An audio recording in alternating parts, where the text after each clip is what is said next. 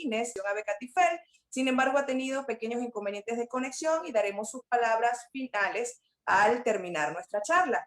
La dinámica de hoy es sencilla, simplemente vamos a escuchar nuestra ponencia de Francisco Contreras y luego entraremos a una sesión de preguntas y respuestas, dentro de las cuales les pediremos a nuestra audiencia que levanten la manito para darles el derecho de palabra cuando corresponda. Vamos a iniciar con la ponencia titulada Por un desarrollo económico respetuoso de la condición humana y en armonía con el medio ambiente. Nuestra ponencia está a cargo del economista Francisco Contreras. Voy a hacerles una pequeña reseña del trabajo que el economista Francisco Contreras ha venido realizando. Bueno, él es consultor en el ámbito de la prospectiva empresarial. Tiene experiencia en finanzas corporativas y valoración de empresas. Además de experticia en la investigación transdisciplinaria, en la formulación de políticas públicas. Es consultor en metodología de impacto regulatorio en la creación de públicas y organizaciones de lucros. Además, es miembro del comité directivo de diversas organizaciones como Industrias El Carmen, Operadora Técnica Industrial, Clínica Docente Los Jarales y Transporte Rufino. El economista Francisco Contreras también es consultor en planificación estratégica y gestión pública e impacto regulatorio. Además, medición de desempeño, logística, dispositivos de distribución y matrices de costo de transporte, programas de capacitación y manuales de fundamental. Adicionalmente, el economista Francisco Contreras es profesor o ha sido profesor de pregrado y posgrado en la Universidad de Carabobo y es miembro fundador de la Maestría de Economía de Empresas de la misma Universidad de Carabobo. También ha realizado varios escritos profesionales con diversas investigaciones en la actualidad. Le damos el pase al economista Francisco Contreras con su ponencia titulada Por un desarrollo económico respetuoso de la condición humana y en armonía con el medio ambiente. Bienvenido en nombre de la Fundación Ambiental Abe Catifel. Buenas tardes a todos por esta cordial invitación que se me ha hecho para compartir este espacio tratando un tema pues bien importante en estos momentos, como lo vamos a desarrollar en los próximos momentos. Yo estoy compartiendo en pantalla algunas láminas de mi presentación. Una presentación, como ya se ha dicho, sobre un desarrollo económico respetuoso de la condición humana y en armonía con el medio ambiente. Son dos condiciones bien importantes en un momento donde se está dando en el mundo y en el país también un cambio en la manera o el modo de vivir. Es algo que está presente, que emerge y sobre lo cual nosotros como individuos y como sociedad tenemos grandes oportunidades para participar en ese mundo mejor y diferente que esperamos que comience a dar algunas señales en el futuro a pesar de toda la adversidad que tenemos. Es la idea de que tengamos una vida con sentido de propósito, con un relato tanto social como a nivel de la familia del individuo. La conversación nuestra va a estar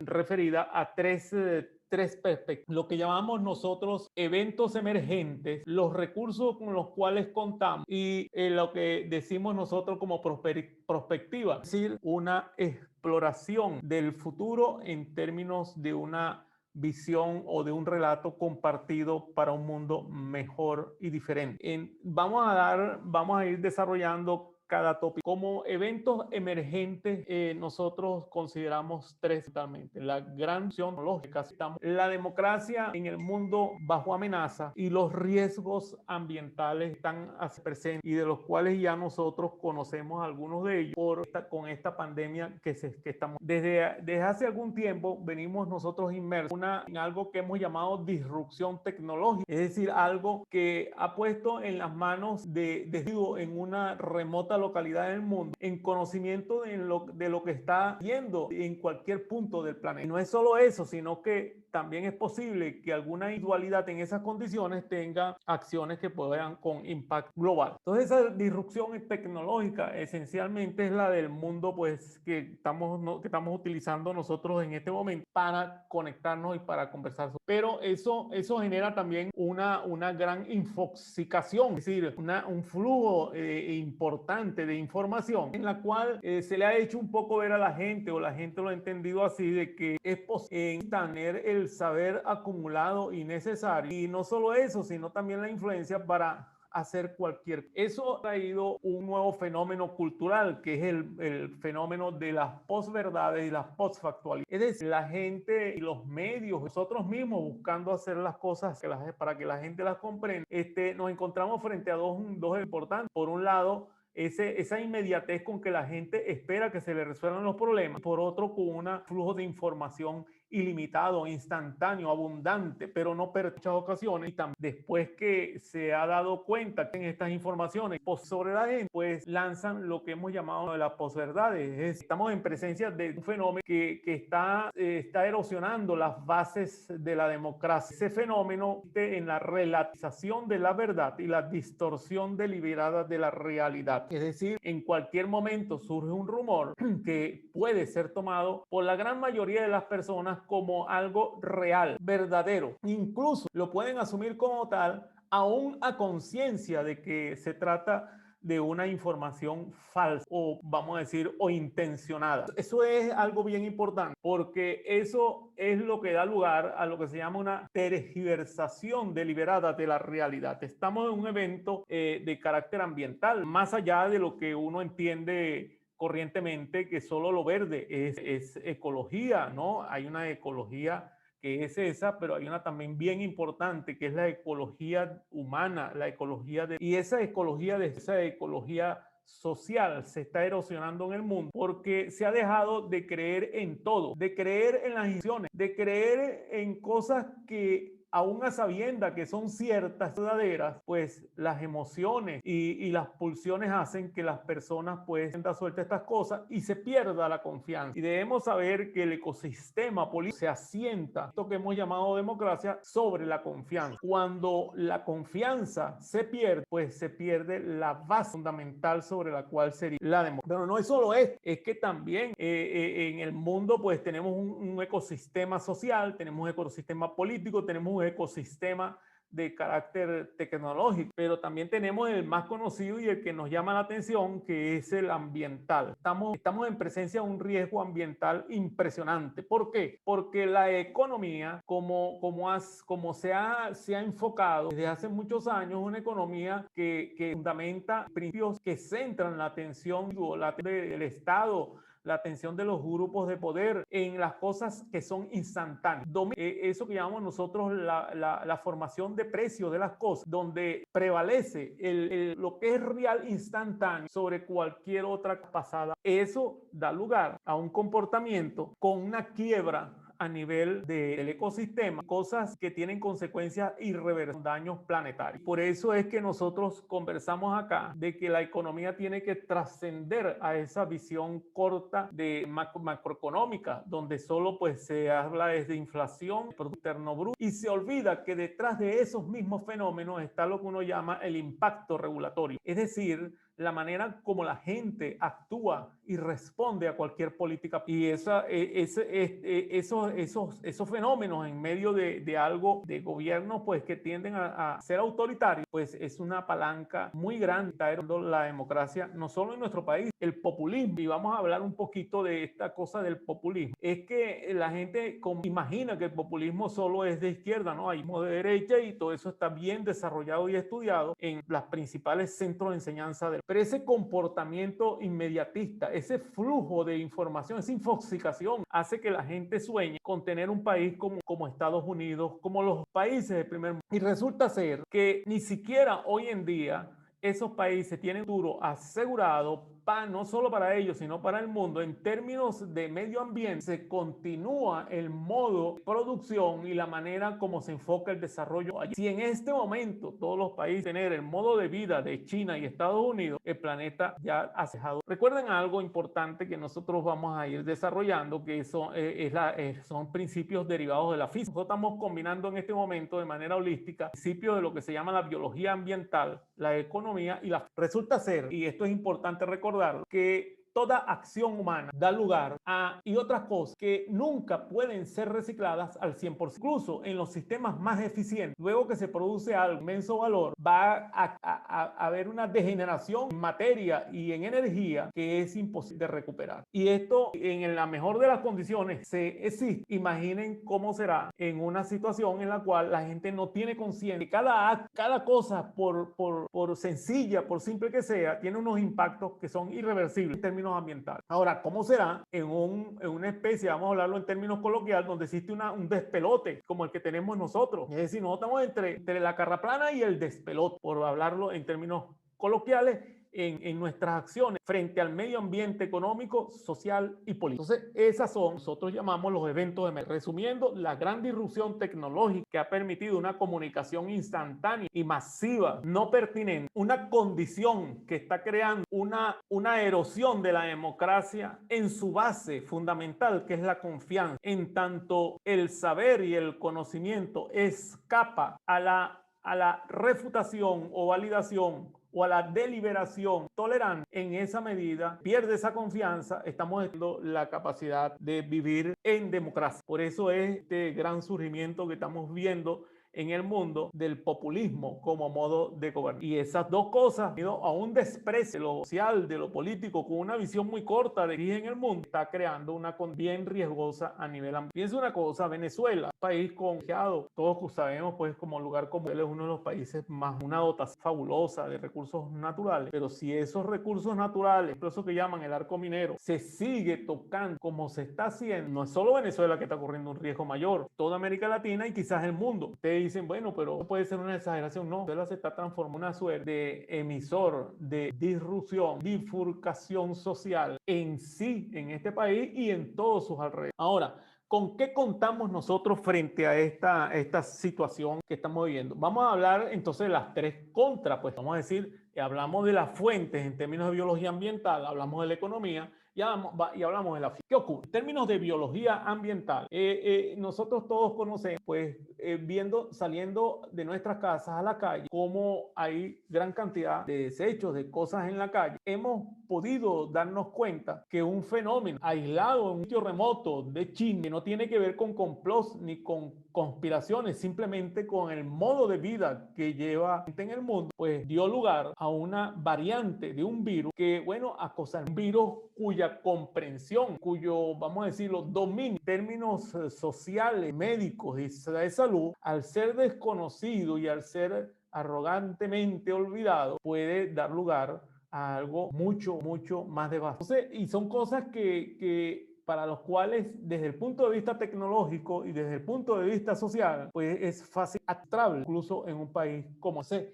Hay que prestarle más atención a la manera natural. El ser humano no es, como lo creyó la economía, un algo externo al mundo que solo consideraba como elemento para decidir aquellas cosas que tienen valor expresado a través del mercado, sino que hoy en día se está consciente que el ser humano es parte de ese gran tema, de esa especie de Gaia universal, que no somos parte externa. Pero lo más peligroso es que siendo algo pequeño dentro de todo, pues tenemos un enorme impacto planetario, cuidados y más allá del mundo, por nuestra irresponsabilidad. Hablamos de acciones irresponsables en el sentido moral, sino en el término de la falta de conciencia que tenemos sobre cada cosa cotidiana que hacemos. La economía, pues lamentablemente, mucho más en nuestro país, se asume como algo que compete solo a la oferta monetaria, que compete a los desajustes fiscales y se olvida la base fundamental que es la conducta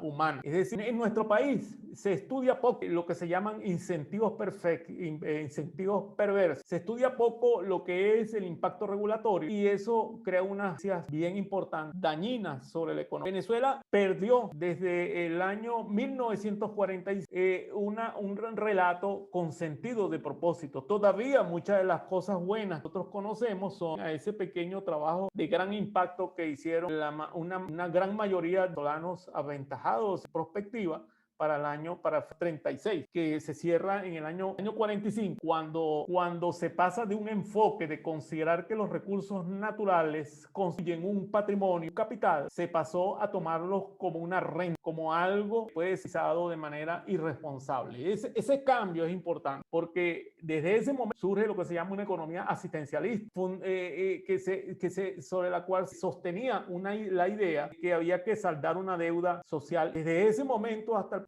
cada gobierno de manera ha tratado de saldar esa deuda dilapidando un recurso que no es renovable, que forma parte de la humanidad. En la economía no puede ser un trabajo de nada más de equilibrio, emisión irresponsable de dinero, de impacto. Y el tercer elemento, la física. ¿Por qué? Porque la física nos permite comprender por la vía de los tres principios de la termodinámica, esencialmente el tercero, que toda actividad genera un cambio energético donde no se pierde, pero hay una especie de degradación en la productividad de luz de esa energía. Y no es solo la energía, porque la termodinámica compete a la física en la parte de los intercambios de calor. En economía estaríamos hablando que toda transformación para bien o un servicio va a generar un algo que es imposible de reincorporar de manera productiva.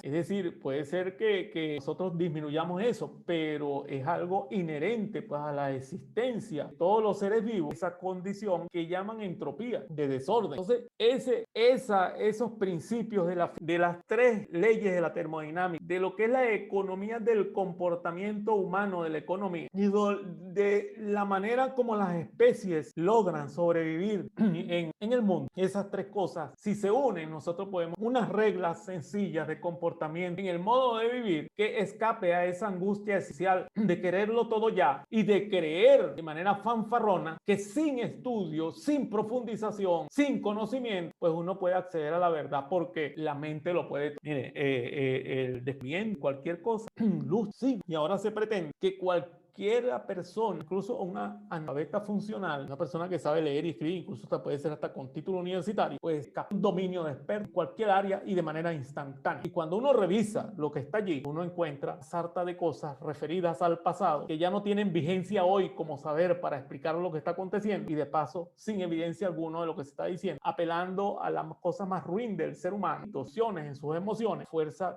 que son totalmente falsas. Entonces, esos tres recursos unidos nos pueden permitir irnos a una especie de solución que nosotros hemos llamado Explorando el Futuro, antifragilidad, frugalidad y espacios sin rivalidad competitiva. Vamos al primero porque está más en boga en nuestro medio el principio de la resiliencia, esa capacidad que se supone campo de la neurociencia del ser humano para frente a la adversidad volver a su estado anterior. Pero es que las especies y la misma condición humana no ha mejorado por la vía de la resistencia y de su capacidad de volver al estado anterior. No, es volver a futuro, así como decía aquella célebre película, volver al futuro a partir de las adversidades. ¿Cómo es que esta cosa tan pequeñita y frágil que se llama la COVID-19 tiene éxito? ¿O de dónde viene? Bueno, y por eso es que muchos están alertando de que hay que tener cuidado de esta pandemia, porque podríamos nosotros mismos estar creando algo de orden superior y peor que lo. ¿Por qué? Porque aquello que escapa a la vida fortalece. Aparte, ese principio es el principio de antifragilidad. No estamos hablando de algo poderoso, robusto, que resiste todo. No, estamos hablando de algo vulnerable, esperanza de vida limitada, condición, somos como una especie de saquitos de agua con unas partes sólidas por dentro y tal, que nos damos un golpe y nos duele mucho y si nos los damos mal no podemos hasta morir. Somos antifrágiles. Si queremos tener éxito, tenemos que acostumbrarnos a que la realidad no es lineal, es decir, proyectando alegremente el pasado y refiriéndonos casi siempre a los muertos. Es decir, nosotros, una de las grandes tragedias es que no nos damos cuenta que los héroes que nosotros debemos admirar están acá vivos entre nosotros. Una persona que tal vez nadie conoce, que anda en la calle, que a pesar de toda la adversidad está desarrollando con éxito su vida y está creando espacios de valor para los demás. Ese es el verdadero. Lo demás ya pasó. Por supuesto, un buen recuerdo para que nos inspire en el presente, pero tú no vives pendientes de que un héroe de allá de 1800, del pasado y tal,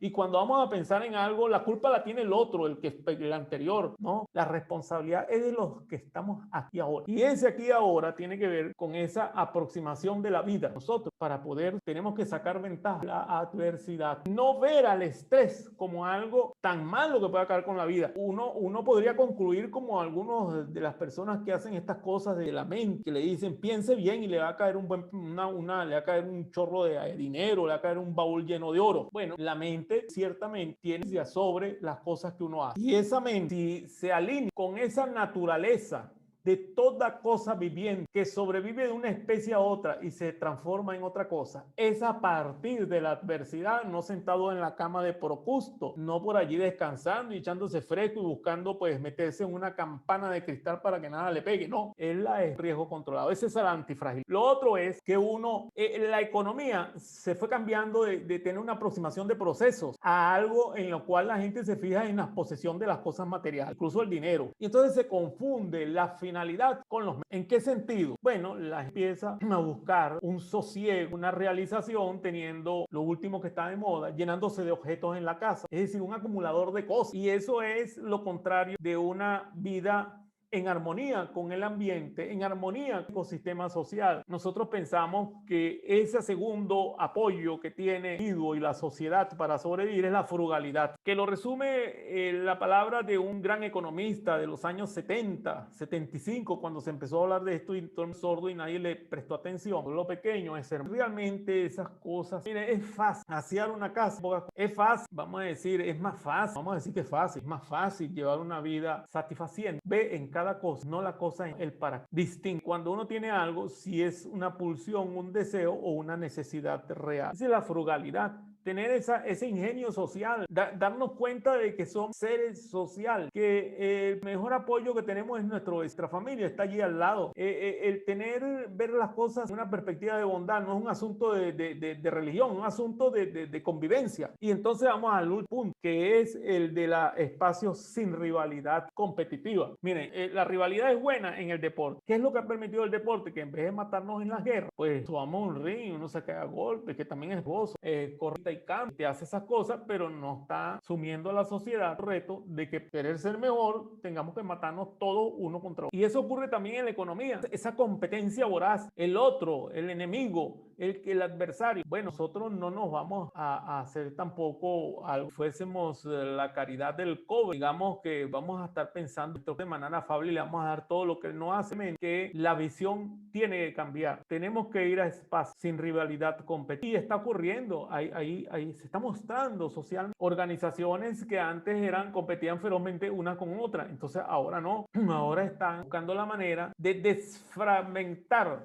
los fragmentados. ¿Y cómo es eso? Bueno, yo tengo una línea de producción, pero me falta materia y el otro línea está destrozada, pero te prima. El otro tal vez no tenga las dos cosas, pero capital de trabajo, podemos llegar a acuerdos. Y aquí viene el gran poder de la asociatividad. Nosotros aquí en Carabobo tenemos una organización, pero no es una organización gremial para hacer lucro, sino para ayudar al empresario. CAPEMIA agrupa eso, que es una de las cámaras industriales que agrupa la mayor cantidad de pequeños y medianos empresarios.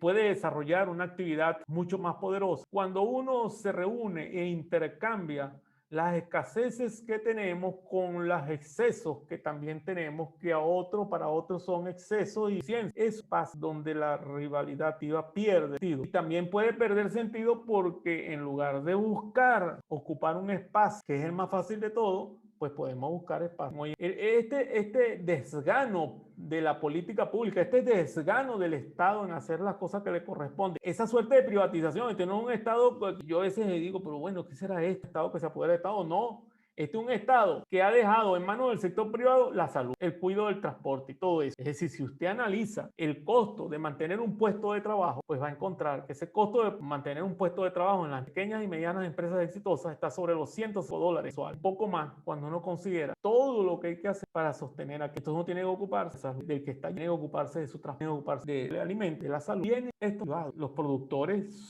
corresponden al sector privado. Quien está produciendo salud produce transporte, Estado. Entonces, esas son las tres cosas cosas, nosotros estamos acá como ecología, pero una ecología con sentido amplio. La antifragilidad a nivel de y sociedad y gremio y grupo, que consiste en no seguir bien la adversidad como problema inevitable y fatal, sino más bien como algo que la historia y la evidencia empírica demuestra que solo se superan las cosas enfrentando la verdad. ¿Qué hace falta? Algo de estrés para hacer algo extraordinario. Si usted ve el estrés en sentido positivo de lo que es capaz de hacer cuando tiene esa angustia social y dice, esta tarde tengo esta lista de esto, esto y esto y esto que voy a hacer mañana, de este problema que tengo que resolver, y si no lo puedo resolver porque está fuera de mis manos, por lo menos hacer lo mejor que pueda. Es uno de los principios de la logoterapia de Viktor Frankl. Viktor Frankl tuvo un campo de concentración y con esa aproximación de bondad, de compasión, salvó mucha gente, y entre sus sueños allí en aquel campo dijo, voy a ser piloto. Bueno, se terminó la guerra y Víctor pudo volar. Entonces, no les estoy diciendo con esto que con tan solo tener la voluntad se pueden las cosas. No, hay que tener una esperanza objetiva. Una esperanza, vamos a decir, que serían nuestras palabras de cierre del día de hoy. Hay que amar con esperanza y vivir en la bondad. No es algo religioso, a pesar de que tengo mi confesión pues cristiana católica, pero no estoy vendiendo acá la idea de que ustedes se transformen en apóstoles, que hay que tener esperanza y hay que ver al lado desde la perspectiva de la bondad, que podemos hacer algo por él. Esa es una esperanza que no es la esperanza que me voy a sentar a esperar que vengan las cosas buenas, no, es una esperanza activa, fundado en la paciencia y la perseverancia, en la acción, en la conciencia de una actuación benevolente hacia lo que se encuentra a nuestro alrededor. Eso es clave, eso es lo que estamos hablando acá, de ser respetuoso frente a la condición humana y vivir en armonía con el medio ambiente. Las acciones corresponden al momento y a la conciencia de una visión positiva, retadora, posible de un futuro con sentido de propósito. Eso nos hace falta, uno no puede vivir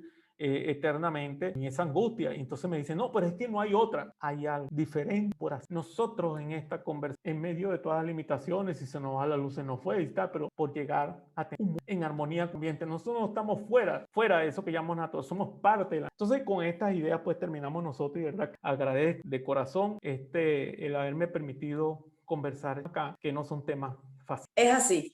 Muchas gracias al economista Francisco Contreras por tan valiosa información que nos dio, y quiero hacerles un pequeño resumen de la ponencia que él nos realizó para luego entrar en la etapa de preguntas. El economista Francisco Contreras nos habló de que estamos viviendo una disrupción tecnológica, ese mundo web que genera un gran flujo de información, donde se muestra una tergiversación de la realidad, y hay una ecología humana y una ecología social que es muy relevante y que todos debemos aplicar.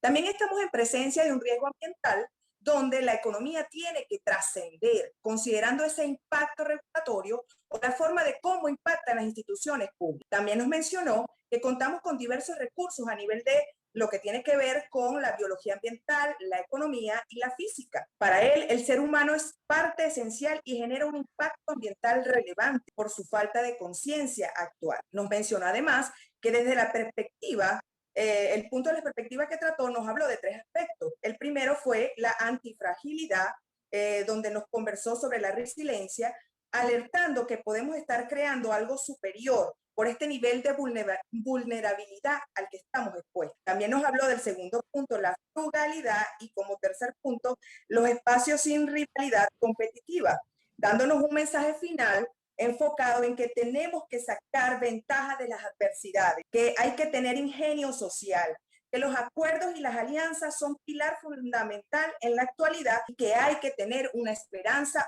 Bueno, después de esto les pedimos, para entrar en la sesión de preguntas y respuestas, levantar su manito para hacer las respectivas intervenciones, y que el economista nos responde. Todavía no hemos entrado a preguntas, vamos a esperar a ver quién desea intervenir. Levanté la mano, me dan audio. Adelante, ya tiene el audio, lo estamos escuchando. Muchas gracias, cordial saludo para el hermano histórico Contreras Marcos, somos porteñísimos, allá del lote 35 en adelante, de Puerto Cabello. Francisco, excelente tu conferencia, hermano.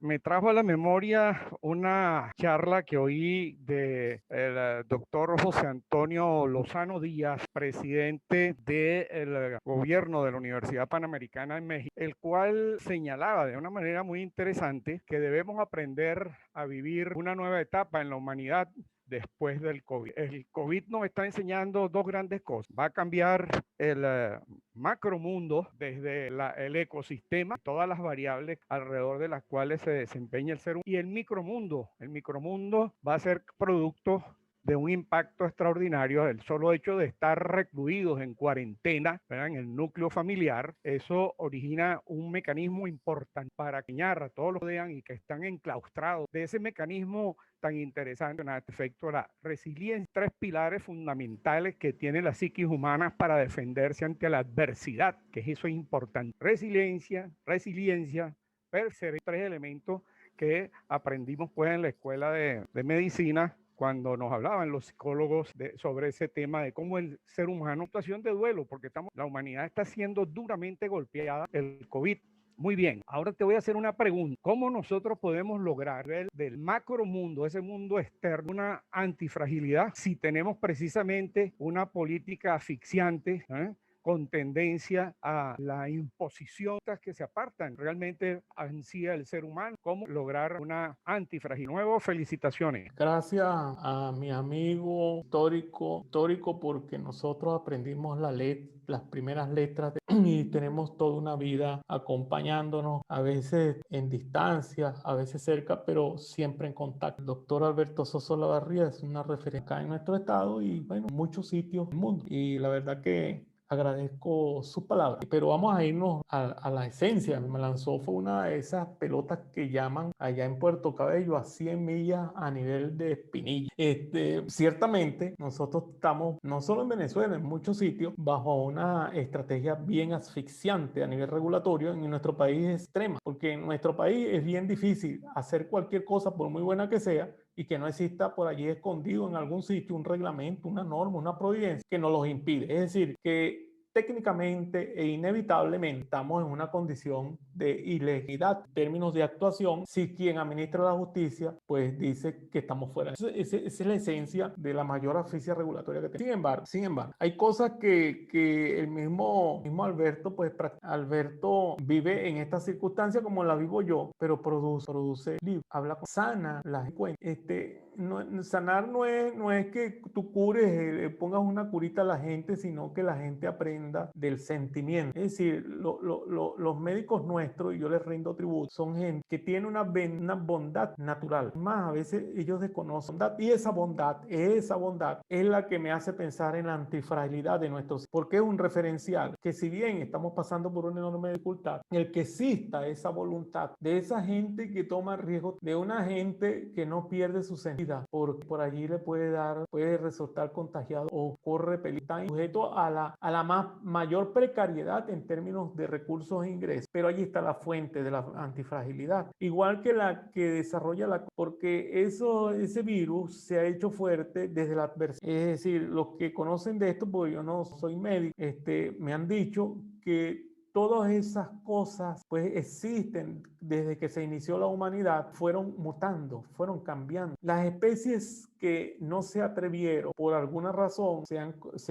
razones de la conciencia o no, que no se atrevieron a desarticular esa fragilidad, a desarrollar esa fortaleza de la adversidad, fueron sociedades que desaparecieron como la Atlántida, o especies tan grandes y fuertes que uno no se imagina cómo se fueron de la faz de la Tierra. Dicen que fue que les cayó un meteorito, que les cayó tal cosa, ¿no? Dinosaurios. No quiere decir que yo soslaye y deje de lado lo que acaba de decir con mucha certeza Alberto. Estamos en medio de de algo macro bien importante y adverso, pero eso macro adverso y terrible no lo podemos, vamos a decirlo, frenar desde esa fuerza misma, sino desde fuera, estos espacios que todavía nos quedan. Y esos espacios tienen que ver mucho con la espiritualidad, con la bondad, con los valores, con eso que mencionaron por allí, fue que lo leí, algo vi por allí en las intervenciones, en las intervenciones, y son lo que llamaron los griegos y llamaron los católicos las virtudes. Esas virtudes están siendo hoy relevantes para las tomas. Tanto es así que yo he estado participando en algunos cursos en la Universidad Autónoma de México, y resulta ser que los más golpeados pues de esta crisis en términos académicos son los filósofos, porque hasta los quieren desaparecer como carrera. Entonces los filósofos de esa universidad universidad hicieron lo que estamos haciendo nosotros, sus charlitas y sus conferencias, explicándole a la gente lo que es el pensamiento y esas cosas, pues, y han sido tan exitosos que ahora lo están buscando las empresas para un poco tratar esos temas de la conciencia, de las virtudes.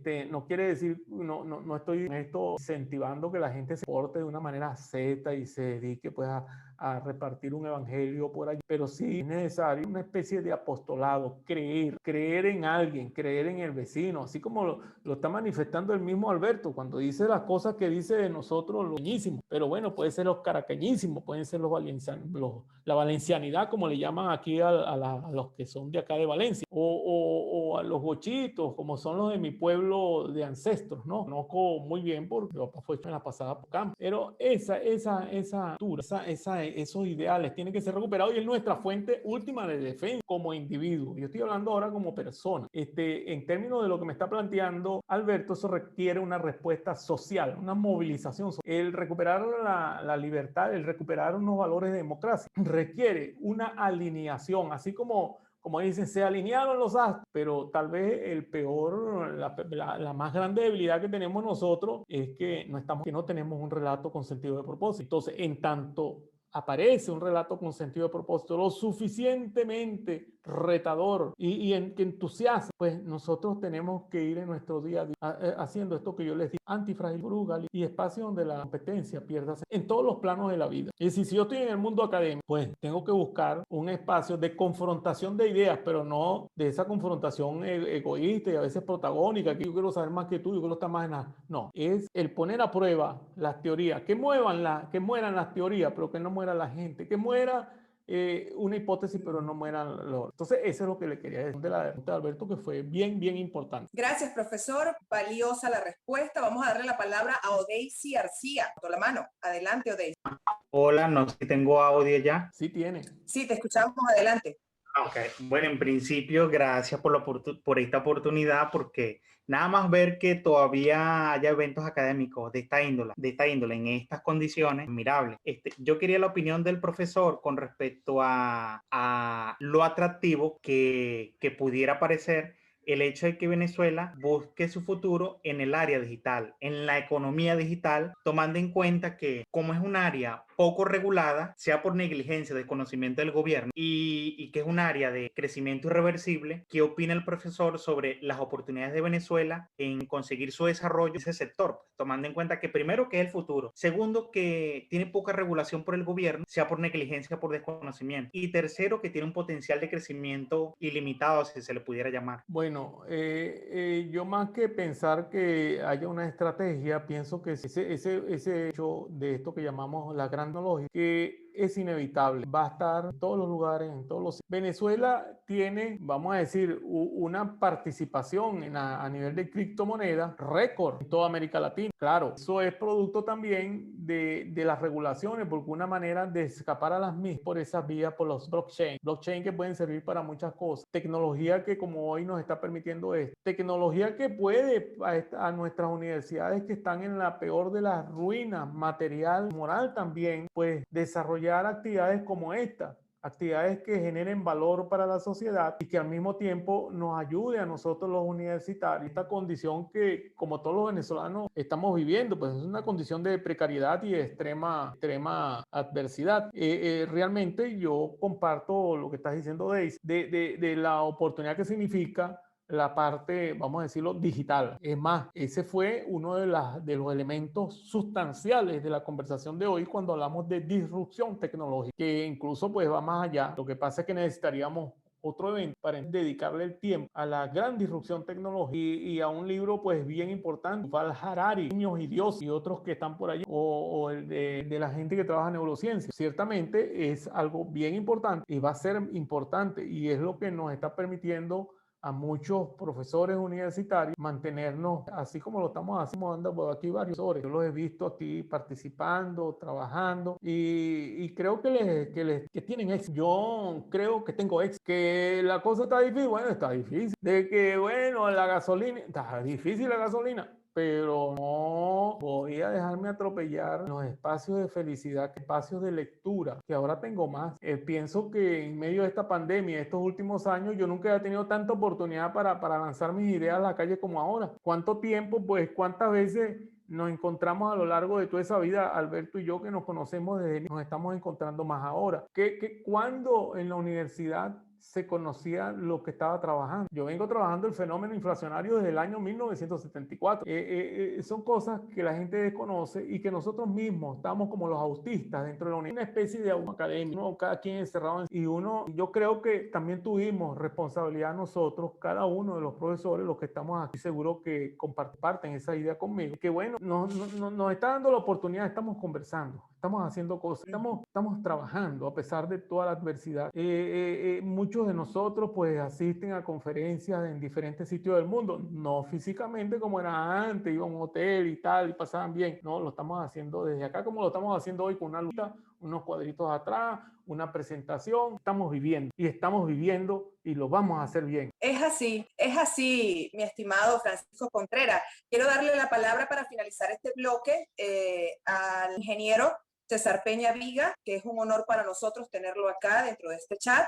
Le cedemos la palabra, ingeniero. Adelante. No se me oye. Le escuchamos, profesor. ¿Me oyen bien? Adelante, le escuchamos. Francisco, adelante.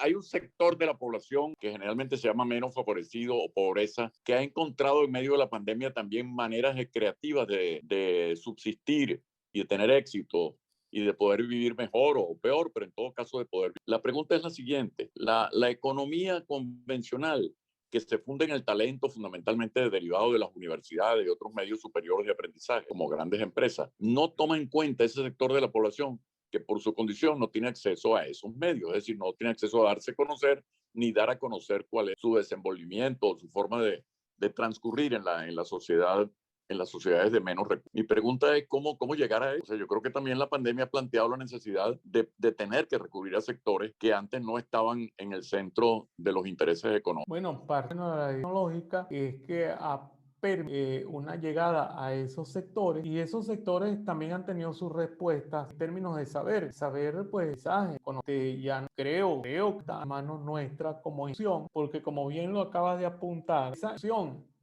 como la está refiriendo, que responde a un ambiente, a un contexto, este contexto de hoy, o da una respuesta, no porque yo crea en la economía de mercado, sino porque hay una homeostasis social, ambiental, que va a ir en esa perspectiva que acabas de mencionar y está ocurriendo. Nosotros lo hemos podido ver, pequeños, vamos a decir, los productores agrícolas, lo hemos visto en empresas nuestras acá que están desarrollando su propio, una especie de como de diplomados. Aquí hay gente que me está escuchando en este momento, que es una empresa con la cual nosotros hemos trabajado todas estas cosas fuera de lo que es el enfoque convencional y realmente pues nuestras universidades o nuestros profesores tienen un enorme potencial. Si esta nueva manera de vivir se internaliza en cada uno de nosotros para aprovechar eso, el futuro en términos de antifragilidad está señalando que eso que estás planteando es lo que viene, es decir, el saber no que nos están dando una licenciatura, sino un saber que se está construyendo con unas condiciones excelsas de, vamos a decirlo, de validación de hipótesis, porque es un conocimiento también igualmente científico fuera de los cánones de las comunidades científicas, pero